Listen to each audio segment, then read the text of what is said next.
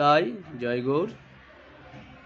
চৈতন্য ভাগবত থেকে আমরা আস্বাদন করছি, কি সুন্দর। দেখো, এটা 6ষ্ঠ অধ্যায় থেকে বলছে ভগবানের, খুব সুন্দর, যে বৈষ্ণবের গণ সব দুঃখিত অন্তর।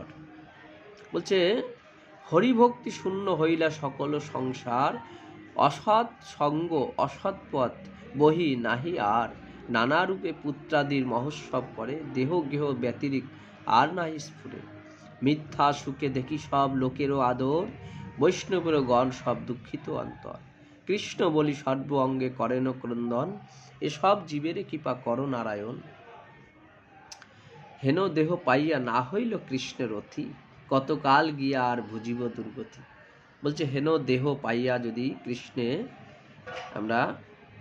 কৃষ্ণের যদি রতি না হয়, কতকাল গিয়া আর ভুজিব দুর্গতি।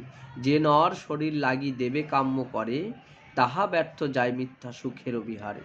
যে নর শরীর, এই নর শরীর দেবতারাও কামনা করে, সেই দেবতারাও কামনা করে, তারাও পায় না এই শরীর। তাই এই শরীর পেয়ে যদি কৃষ্ণ ভজনা না করি, সেটা বৃথা। এই কৃষ্ণ যাত্রা মহোৎসব সর্ব নাহি করে, বিবাহিতে কর্মে সে আনন্দে করি মরে। তোমার সে জীব প্রভু তুমি সে রক্ষিতা, কি বলিব আমরা তুমি সে সর্বপিতা। এই মতো ভক্তগণ সবারও কুশল, চিন্তেন গায়েন কৃষ্ণচন্দ্রের মঙ্গল। খুব সুন্দর এই আস্বাদন করেছেন যে এই নরদেহ পেয়েও যদি কৃষ্ণ ভজন আমরা না করি, তাহলে দেহটা বৃথা, জন্মটাই বৃথা।